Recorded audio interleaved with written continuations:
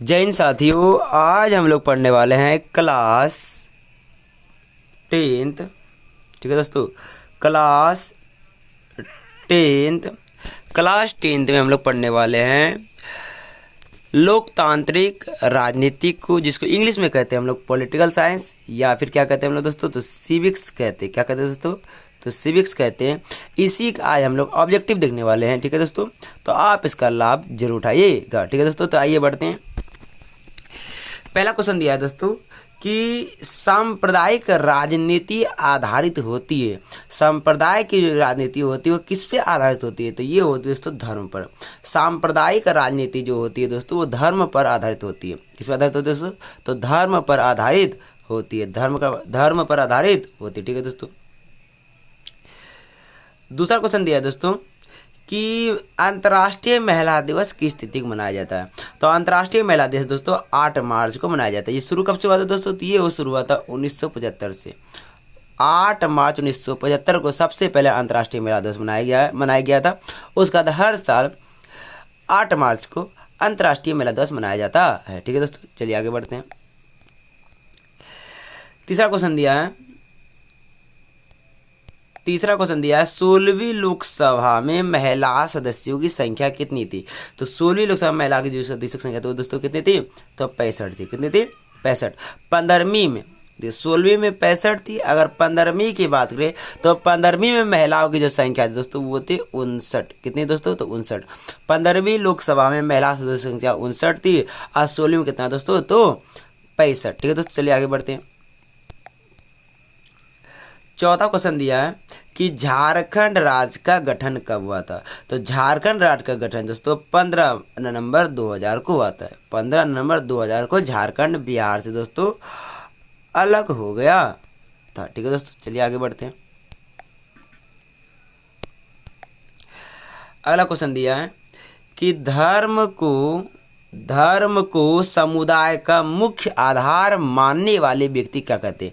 यानी जो व्यक्ति धर्म को समुदाय का एक मुख्य आधार मानता है वैसे व्यक्ति कहा जाता है, तो वैसे व्यक्ति सांप्रदायिक कहा जाता है। यानी जो धर्म के आधार से समुदाय का बंटवारा करता है वैसे व्यक्ति को सांप्रदायिक कहा जाता है। क्या कहा दोस्तों, सांप्रदायिक कहा जाता है। चलिए आगे बढ़ते हैं। छठा क्वेश्चन है सत्ता में साझेदारी किस व्यवस्था में सर्वश्रेष्ठ रूप से संभव है। तो लोकतंत्र व्यवस्था में ही हम सत्ता को सही तरीके से यानी बंटवारा कर सकते हैं। सत्ता की साझेदारी जो सबसे अच्छा हो किसमें होती है दोस्तों, तो लोकतंत्र शासन व्यवस्था में सत्ता की साझेदारी होती है। ठीक है दोस्तों, चलिए आगे बढ़ते हैं।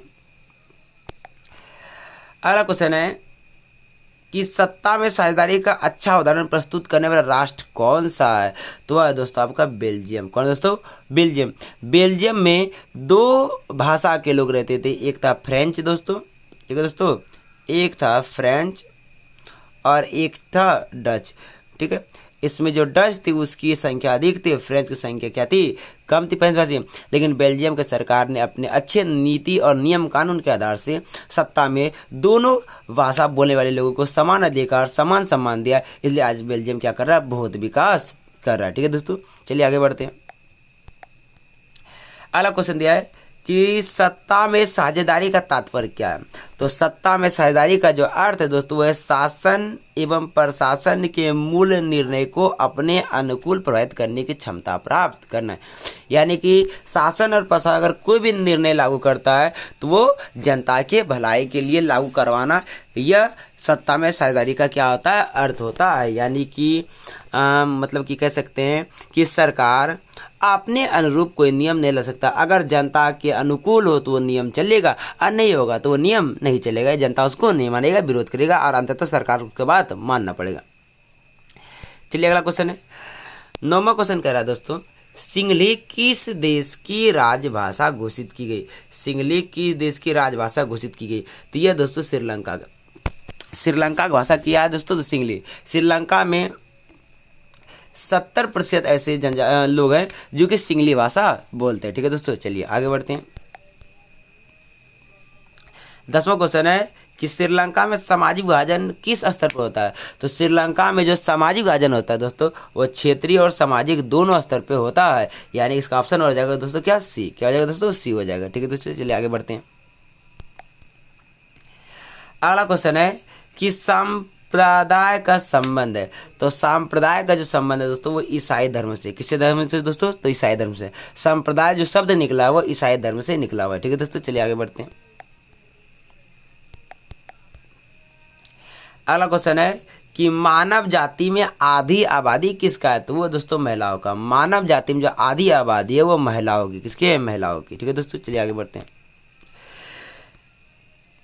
कह रहा भारत में पुरुषों की साक्षरता दर 2015 के अनुसार है। तो 2015 के अनुसार भारत में पुरुषों की जो साक्षरता दर है दोस्तों वो है 80.94%। 80.94%। अगर 2000 मतलब 2000 अगर बात करें, 2000 की अगर बात करें, तब पुरुषों में जो साक्षरता दर था दोस्तों वो था लगभग 76%। और आज 2015 में कितना दोस्तों, वो है 80.94%। ठीक है दोस्तों, चलिए आगे बढ़ते हैं। अगला क्वेश्चन है दोस्तों कि पीटर नॉर्मन धावक कहाँ का था। तो पीटर नॉर्मन धावक जो था दोस्तों वो ऑस्ट्रिया का था। कहाँ का था दोस्तों, ऑस्ट्रिया का। ये पीटर नॉर्मन यानी ये पीटर नॉर्मन, ठीक है। उसके बाद कार्लोस, पीटर नॉर्मन, कार्लोस और कौन दोस्तों, तो और स्मिथ। यही तीनों ऐसे धावक थे जिन्होंने नस्ल भेद के विरुद्ध आवाज उठाया था। कहाँ, तो दोस्तों तो इन्होंने उठाया था जो कि धावक का जो रेस हो रहा था वहाँ पर इन तीनों व्यक्तियों के साथ नस्ल भेद किया जा रहा था, इसलिए इन तीनों ने नस्ल भेद यानी कि रंग भेद के विरुद्ध आवाज उठाया था। ठीक है दोस्तों, नॉर्मन, कार्लोस और स्मिथ। तो नॉर्मन कहाँ के थे दोस्तों, तो वो कहाँ के थे, ऑस्ट्रिया के। कहाँ के थे, तो ऑस्ट्रेलिया के थे। कहाँ के थे, ऑस्ट्रेलिया के। ठीक है दोस्तों, चलिए आगे बढ़ते हैं। अगला क्वेश्चन दिया है दोस्तों, अगला क्वेश्चन दिया है कि निम्नलिखित में से कौन राजनेता जातिगत भेदभाव से मुक्त समाज निर्माण के पक्षधर थे। तो डॉक्टर भीमराव अम्बेडकर भी ऐसा चाहते थे, पेरियार स्वामी भी चाहते थे, डॉक्टर राम मनोहर लोहिया भी चाहते थे, यानी इनमें से सभी, यानी ये सभी ऐसे महापुरुष थे जो समाज में जातिगत भेदभाव से मुक्त समाज का निर्माण करना चाहते थे। ठीक है दोस्तों, चलिए आगे बढ़ते हैं। अगला क्वेश्चन है कि रंग भेद की नीति के विरुद्ध आवाज उठाने वाला व्यक्ति कौन था। कौन आवाज उठाया था कि रंग भेद का जो विरुद्ध होता, मतलब रंग भेद जो किया जाता है लोगों के साथ काले गोरे का, वो नहीं होना चाहिए। तो मार्टिन लूथर किंग ने सबसे पहले आवाज उठाया था दोस्तों। ठीक है दोस्तों, चलिए आगे बढ़ते हैं। अगला क्वेश्चन है कि प्राचीन काल में निम्न में से किनको शिक्षा पाने का अधिकार भी नहीं था। तो वो था दोस्तों क्षुद्र। किसको, क्षुद्र को। क्योंकि प्राचीन काल में लोगों को जाति के आधार पर नहीं बांटा गया था, उसको वर्ण व्यवस्था के आधार पर बांटा गया था। पहले ब्राह्मण होता था, फिर क्षत्रिय, फिर होता था वैश्य, फिर होता था शूद्र। क्षुद्र को शिक्षा पाने का अधिकार नहीं था दोस्तों, याद रखिएगा। चलिए अगला क्वेश्चन है दोस्तों, 18वां क्वेश्चन है निम्नलिखित में कौन सामाजिक विभाजन का तरीका नहीं है। तो ये दोस्तों सरकारी जो नौकरी है सामाजिक यानी समाज को बांटने का तरीका नहीं है। सामाजिक विभाजन का तरीका सरकारी नौकरी नहीं है। भाषा है, नस्ल, रंग है, क्षेत्रीयता की भावना है, लेकिन सरकारी नौकरी नहीं है। चलिए दोस्तों आगे बढ़ते हैं। अगला क्वेश्चन दिया है दोस्तों कि किस राष्ट्र में विभेद कम पाया जाता है, यानी कौन सा ऐसा देश है जहाँ पर हम लोग यानी विभिन्नता जो देखते हैं, विभाजन देखते हैं वो कम देखते हैं, वो है दोस्तों रूस में जो विभेद होता है वो कम पाया जाता है। ठीक है दोस्तों, चलिए आगे बढ़ते हैं। अगला क्वेश्चन 20 नंबर का दोस्तों कि निम्नलिखित में से किसमें सामाजिक विभाजन का आधार देखने को नहीं मिलता है। तो वह दोस्तों आपका है नस्लवाद। नस्लवाद में सामाजिक विभाजन का आधार देखने को नहीं मिलता। पहले नस्लवाद यानी रंग को लेकर के भेदभाव हुआ करता था। पहले दोस्तों रंग को लेकर के भेदभाव हुआ करता था, लेकिन अब रंग को लेकर भेदभाव नहीं होता। ठीक है, हाँ, संप्रदाय को लेकर के होता है, भाषा को लेकर के होता है, क्षेत्रवाद को लेकर होता है, लेकिन नस्ल के आधार पर यानी रंग के आधार पर नहीं होता। ठीक है दोस्तों, चलिए आगे बढ़ते हैं। अगला क्वेश्चन है कि संविधान का कौन सा अनुच्छेद धर्म, वंश, जाति या स्थान के आधार पर किसी प्रकार के भेदभाव का निषेध करता है यानी विरोध करता है। वह दोस्तों अनुच्छेद 15। और अनुच्छेद 15 के तहत कोई व्यक्ति किसी भी राज्य में जाकर के आराम से अपनी जिंदगी व्यतीत कर सकता है, कोई दिक्कत नहीं है अनुच्छेद 15 के अनुसार। चलिए दोस्तों अगला क्वेश्चन देखते हैं। अगला क्वेश्चन है, इंग्लैंड में महिलाओं का व्यक्ति मताधिकार किस वर्ष प्राप्त हुआ था? वो था दोस्तों 1918 में। 1918 में इंग्लैंड में महिलाओं को भी मत देने का अधिकार दिया गया था। चलिए दोस्तों अगला क्वेश्चन देखते हैं। अगला करा, मैक्सिको ओलंपिक की घटना एक उदाहरण है, तो वह दोस्तों रंगभेद को लेकर उदाहरण है। बोले ना, नॉर्मन, मैक्सिको ओलंपिक में नॉर्मन, ठीक है दोस्तों, नॉर्मन कार्लोस और स्मिथ, ये तीनों के साथ क्या हुआ था दोस्तों? तो भेदभाव हुआ था। कहाँ? तो मैक्सिको ओलंपिक मतलब ये धावक रेस में। ठीक है दोस्तों, चलिए आगे बढ़ते हैं। अगला क्वेश्चन है, भारत में महिलाओं की साक्षरता दर है, तो भारत में महिलाओं की जो साक्षरता दर है दोस्तों वह 64%। कितना दोस्तों? 64% है। इससे पहले महिलाओं की जो साक्षरता दर थी दोस्तों वो थोड़ा कम थी, यानी कि वो थी लगभग 54%, लेकिन अभी कितना दोस्तों? तो 64% है। चलिए दोस्तों आगे बढ़ते हैं। अगला क्वेश्चन कह रहा है कि भारत के 16वीं लोकसभा में महिला प्रतिनिधियों का प्रतिशत था, तो भारत के 16वीं लोकसभा में महिला प्रतिनिधियों का जो प्रतिशत है दोस्तों वो था 11.93%। इससे पहले 15वीं लोकसभा में जो दोस्तों वो था मात्र 11%। 15वीं लोकसभा में महिलाओं के प्रतिनिधियों का जो प्रतिशत था वो 11 था, और 16वीं में दोस्तों वो 11.93%। इसको ध्यान रखिएगा दोस्तों। चलिए आगे बढ़ते हैं। अगला क्वेश्चन है कि इनमें से किसकी शुरुआत जर्मनी से हुई थी? तो यह दोस्तों फांसीवाद और नाजीवाद की जो शुरुआत हुई दोस्तों वह जर्मनी से हुई थी, लेकिन सबसे पहले हिटलर ने नाजीवाद का शुरुआत किया, तो उसके बाद हुआ था फांसीवाद का। तो सबसे पहले जो शुरुआत हुआ दोस्तों वो हुआ था नाजीवाद का, जो किसने किया था? हिटलर ने किया था। ठीक है दोस्तों, किसने किया था दोस्तों? तो यह क्या था? हिटलर ने किया था।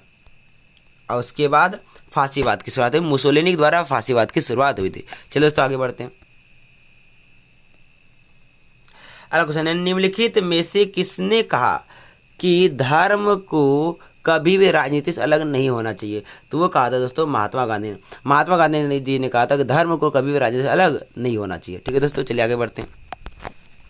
अगला क्वेश्चन है, महिला आरक्षण विधेयक निम्नलिखित में से किससे संबंधित है? वो है महिलाओं की प्रतिनिधियों की संख्या को बढ़ाने से लेकर के। अगर ये विधेयक पारित हो जाएगा तो संसद में विधायक में महिलाओं की जो प्रतिनिधि होगी वह आगे बढ़ेगी दोस्तों। चलिए अगला क्वेश्चन देखते हैं, आगे बढ़ते हैं। 29 नंबर का क्वेश्चन दिया दोस्तों, 29 का क्वेश्चन दिया, निम्नलिखित में कौन सा देश धर्मनिरपेक्ष नहीं है? तो दोस्तों पाकिस्तान देश जो वह धर्मनिरपेक्ष नहीं है, इन्होंने इस्लाम को बढ़ावा ज़्यादा दिया है। ठीक है दोस्तों, चलिए आगे बढ़ते हैं, अगला क्वेश्चन देखते हैं। अगला क्वेश्चन है दोस्तों, सांप्रदायवाद संबंधित है, तो सांप्रदायवाद जो संबंधित है दोस्तों वह धार्मिक कट्टरता से, जो धर्म का कट्टर होता वो सांप्रदायवाद व्यक्ति होता है। ठीक है दोस्तों, चलिए आगे बढ़ते हैं, अगला क्वेश्चन देखते हैं। अगला क्वेश्चन है दोस्तों कि इंडिका पुस्तक के लेखक कौन है? तो ये था दोस्तों मेगास्थनीज। कौन थे? यूनान के थे व्यक्ति मेगास्थनीज। इन्होंने इंडिका पुस्तक लिखा था चंद्रगुप्त मौर्य के शासनकाल में दोस्तों। चलिए आगे बढ़ते हैं, अगला क्वेश्चन देखते हैं। 32 क्वेश्चन है दोस्तों, निम्नलिखित में से किस देश को धार्मिक और जातीय आधार पर विखंडन का सामना करना पड़ा है? तो वह दोस्तों यूगोस्लाविया को धार्मिक और जातीय आधार पर विखंडन ये बंटने का सामना करना पड़ा दोस्तों। चलिए दोस्तों अगला क्वेश्चन देखते हैं। अगला क्वेश्चन 33 नंबर क्वेश्चन दोस्तों, इससे पहले ये बोलना चाहते हैं दोस्तों, अगर आप ऑब्जेक्टिव को सही तरीके से याद करना चाहते हैं तो आप एक कलम और पेन लेके बैठ जाएगा और जितने हमने ऑब्जेक्टिव बताए दोस्तों उसको एक नोट कर लीजिएगा और अपने पास रख लीजिएगा, जिससे आपको याद करने में सहायता मिलेगा दोस्तों। ठीक है दोस्तों, चलिए आगे बढ़ते हैं। अगला क्वेश्चन है, जन्म पर आधारित विभेद किस देश में है? तो जन्म पर आधारित विभेद है दोस्तों वह अमेरिका में। ठीक है दोस्तों, ये ऑप्शन नंबर गलत है दोस्तों। जन्म पर आधारित जो विभेद है दोस्तों वो कहाँ है? तो वह है अमेरिका में। कहाँ दोस्तों? तो वह कहाँ है? अमेरिका में। कहाँ दोस्तों? अमेरिका में जन्म पर आधारित विभेद होता है। चलिए दोस्तों अगला क्वेश्चन देखते हैं। अगला क्वेश्चन है दोस्तों कि भाषाई आधार पर बनने वाला प्रथम राज्य कौन है? तो वह आंध्र प्रदेश। आंध्र प्रदेश जो दोस्तों वह भाषा के आधार पर बनने वाला पहला राज्य था भारत का। चलिए दोस्तों अगला क्वेश्चन देखते हैं। अगला क्वेश्चन कह रहा कि लोकतंत्र में देखने को मिलता है, तो लोकतंत्र में जो आपको देखने को मिलता है वो मिलता है टकरावों एवं विभिन्नताओं में सामंजस्य स्थापित करना। यानी लोकतंत्र में हम विभिन्न जाति या विभिन्न धर्मों के लोगों को लड़ने नहीं देते हैं, हम विभिन्न धर्म और विभिन्न जातियों के लोगों के बीच सामंजस्य स्थापित करने का प्रयास करते हैं दोस्तों। ठीक है, क्या? तो सामंजस्य। तो ये हमको लोकतंत्र में देखने को मिलता है। चलिए दोस्तों अगला क्वेश्चन देखते हैं। अगला क्वेश्चन दोस्तों, विविधता और विभेद किस राष्ट्र के लिए, किसी राष्ट्र के लिए है? तो वो दोस्तों नकारात्मक भी है और सकारात्मक भी। विविधता और विभेद से क्या होता है, तो सांप्रदायिक दंगे भी होती है, लेकिन विविधता हम लोग को क्या करती है, परिपूर्ण भी करती है। जैसे मान लीजिए बहुत सारे ऐसे सामान होते हैं जो कि इस्लाम धर्म के लोग बनाते हैं, और इस्लाम धर्म के लोग जो सामान बनाते हैं वो हमारे लिए क्या होते हैं, लाभदायक होते हैं। बहुत से ऐसे सामान होते हैं जो हिंदू धर्म के लोग बनाते हैं, और वो वस्तु इस्लाम धर्म के लिए क्या होते हैं, तो जरूरी होते हैं। तो ये विविधता होने के कारण कुछ लाभ इस्लाम धर्म के लोग उठाते हैं, कुछ लाभ हिंदू धर्म के लोग उठाते हैं, कुछ लाभ ईसाई, कुछ लाभ जो उठाते हैं वो सिख धर्म के लोग उठाते हैं। इसलिए विविधता भी हम लोग के लिए सकारात्मक भी है दोस्तों। क्या है सकारात्मक? हम लोग विभिन्न प्रकार के भोजन का स्वाद लेते हैं, तो ये किसके कारण है, तो ये होता है विविधता के कारण दोस्तों। ठीक है दोस्तों, चलिए आगे बढ़ते अगला क्वेश्चन देखते हैं।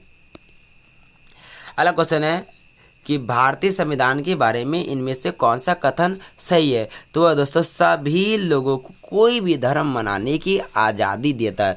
जो भारतीय संविधान है वो सभी लोगों को कोई भी धर्म मनाने की क्या देता है दोस्तों, तो आज़ादी देता है। चलिए दोस्तों अगला क्वेश्चन देखते हैं। अगला क्वेश्चन दिया, सांप्रदायिक राजनीति किस पर आधारित होती है? तो सांप्रदायिक राजनीति होती है वो कहता है दोस्तों एक धर्म जो है ना वो दूसरे धर्म से क्या है, श्रेष्ठ है। सांप्रदाय वाली जो राजनीति होती है वो अपने धर्म को श्रेष्ठ और दूसरे धर्म को नीच कहती है, इसलिए कह रहा है एक धर्म दूसरे से क्या होती है, श्रेष्ठ। ये सांप्रदाय वाली राजनीति होती है। ठीक है दोस्तों, चलिए अगला क्वेश्चन देखते हैं। अगला क्वेश्चन कह रहा है दोस्तों, लैंगिक विभाजन का क्या अर्थ है? लैंगिक विभाजन का क्या अर्थ है? तो लैंगिक विभाजन का अर्थ होता है दोस्तों स्त्री एवं पुरुष के बीच जैविक अंतर। स्त्री और पुरुष के बीच दोस्तों जैविक अंतर जो होता है वह लैंगिक विभाजन का अर्थ होता है। चलिए दोस्तों अगला क्वेश्चन देखते हैं। अगला क्वेश्चन है, निम्नलिखित व्यक्तियों में कौन लोकतंत्र में रंगभेद विरोधी नहीं थे? यानी इसका कहने का मतलब होता है दोस्तों कौन नहीं चाहता था कि काला और गोरा ये जो भेदभाव हो रहा है ये हमेशा होते रहे। ये कौन चाहता था? जेडगुडी चाहता था ये जो दोनों का बीच में जो भेदभाव हो रहा है काला गोरा ये हमेशा होता रहे। ये कौन चाहता था? तो जेडगुडी चाहता था। कौन नहीं चाहता था? ये लोग नहीं चाहता। ये लोग चाहता है ये काला गोरा वाला भेदभाव मिट जाए। क्वेश्चन करा, ये क्वेश्चन बहुत इंपॉर्टेंट है दोस्तों, हर बार पूछा गया। करा निम्नलिखित व्यक्ति में कौन लोकतंत्र में रंगभेद विरोधी नहीं था? रंगभेद विरोध मतलब रंगभेद का विरोध नहीं करता था, ये कहता था जैसा चल रहा है चलने दीजिए। कौन? तो जेडगुडी। लेकिन मार्टिन लूथर किंग ये रंगभेद के विरोधी थे, ये कहते नहीं रंग के आधार पर भेदभाव नहीं किया जाएगा। महात्मा गांधी थे ये भी रंगभेद के विरोधी थे, इन्होंने दक्षिण अफ्रीका में रंगभेद विरोधी को खत्म किया था। ओलंपिक में ये टॉमी स्मिथ, जॉन कार्लोस ये भी रंगभेद को कहते दोस्तों तो विरोधी थे, जो कहता था रंगभेद यानी काले गोरे को देख कर रंगभेद नहीं किया जाना चाहिए। लेकिन कौन नहीं थे विरोधी, यानी कौन इसका विरोध नहीं करता था, कौन साथ देता था काला गोरा का? तो वो देता था कि ये काला गोरा भेदभाव होना ही चाहिए हमारे देश में। वो कौन देता था? तो जेडगुडी। याद है क्वेश्चन दोस्तों, बहुत बार पूछा गया। अगला क्वेश्चन है कि क्षेत्रवाद की भावना एक कुपरिणाम है। तो ये किसका कुपरिणाम? तो ये दोस्तों अलगाववाद की, क्षेत्रवाद की जो भावना होती है तब अलगाववाद की भावना क्या लेती है, जन्म लेती है दोस्तों। चलिए अगला क्वेश्चन देखते हैं। अगला क्वेश्चन कह रहा है दोस्तों कि जाति के आधार पर सामाजिक विभाजन किस देश की सामाजिक व्यवस्था का अनूठा उदाहरण है? ये दोस्तों चीन का।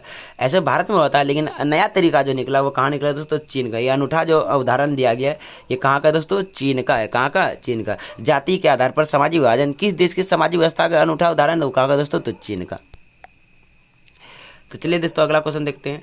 अगला क्वेश्चन कह रहा है दोस्तों, अगला क्वेश्चन कर रहा है महिलाओं को मतदान का अधिकार सर्वप्रथम किस राष्ट्र में मिला? तो वो दोस्तों मिला था इंग्लैंड में 1918 ईस्वी में। ठीक है दोस्तों, चलिए अगला क्वेश्चन देखते हैं।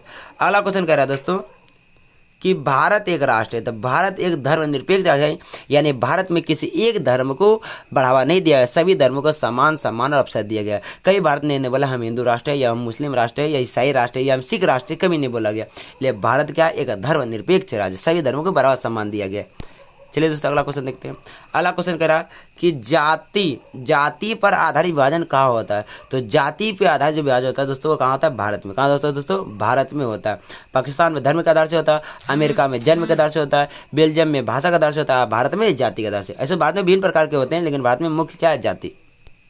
अगला देखते हैं, अगला कह रहा भारतीय राजनीति में सवर्णों का वर्चस्व कब तक रहा, यानी कब तक ये बड़े जाति के लोग सत्ता पर, भारतीय राजनीति पर आधार, मतलब ये सत्ता पर आरूढ़ बैठे रहे। तो कब तक दोस्तों, तो 1947 से 67 तक दोस्तों, 1967 तक। अगला क्वेश्चन कह रहा है दोस्तों कि श्रीलंका में भेदभाव का आधार है, श्रीलंका भेदभाव आधार है वो है दोस्तों भाषाई आधार। कौन सा आधार है दोस्तों, तो श्रीलंका में भाषाई आधार है भेदभाव का। ऐसे वहाँ क्षेत्रीय भी है, सामाजिक भी, और क्या है, भाषा भी है दोस्तों। चलिए अगला क्वेश्चन देखते हैं। अगला कह रहा है कि प्रोटेस्टेंट संप्रदाय किस धर्म से संबंधित है, वो दोस्तों ईसाई धर्म से। प्रोटेस्टेंट संप्रदाय जो दोस्तों वो ईसाई धर्म से क्या है, संबंधित है दोस्तों। चलिए अगला क्वेश्चन देखते हैं। अगला कह रहा है कि ब्रुसेल्स में 80% लोग किस भाषा को बोलते हैं। तो देखिए दोस्तों, ब्रुसेल जो है बेल्जियम की राजधानी, किसकी राजधानी दोस्तों, ब्रुसेल्स बेल्जियम की राजधानी। यहाँ पर 1% लोग रहते हैं पूरे बेल्जियम के, कहाँ, तो ब्रुसेल्स में। इसी 1% में 20% लोग डच भाषा बोलते हैं और 80% लोग जो है दोस्तों वो फ्रेंच भाषा बोलते हैं। इसका आंसर कितना हो जाएगा, ऑप्शन नंबर सी हो जाएगा दोस्तों। ठीक है दोस्तों, ध्यान से इसको याद कर लीजिएगा। 50 कह रहा कृषि कार्य में महिलाओं की कुल भागीदारी कितनी है, तो वो है दोस्तों आपका 40%। कितना दोस्तों, 40%। लेकिन ये प्रत्येक राज्य के लिए ठीक नहीं, प्रत्येक राज्य के लिए महिलाओं की भागीदारी कृषि में क्या है, अलग अलग है, लेकिन इसका ऑप्शन नंबर कितना हो जाएगा, तो ये 40%। चलिए अगला क्वेश्चन देखते हैं। अगला कहा कि मराठी मानुष का विवाद निम्नलिखित में से किस राज्य से संबंधित है, वो है महाराष्ट्र। यानी मराठियों का जो विवाद हुआ था किससे हुआ था दोस्तों, तो महाराष्ट्र। किससे, महाराष्ट्र, उसका अपना राज्य है, और मराठी मानुष वहीं के लोगों को कहा जाता है। चलिए दोस्तों अगला क्वेश्चन देखते हैं। तो ये दोस्तों आपका 51 क्वेश्चन था ऑब्जेक्टिव क्लास 10th लेसन 1 का। उसका नाम था पॉलिटिकल साइंस यानी कि सिविक्स, जिसको कहते हैं लोकतांत्रिक राजनीतिक भी कहते थे। आज हमने आपको पूरा ऑब्जेक्टिव बता दिया, आप इसको उतारने का प्रयास कीजिएगा और याद करने का प्रयास कीजिएगा। ठीक है दोस्तों, पूरा वीडियो देखने के लिए धन्यवाद। दोस्तों तो वीडियो को यहीं समाप्त करते हैं।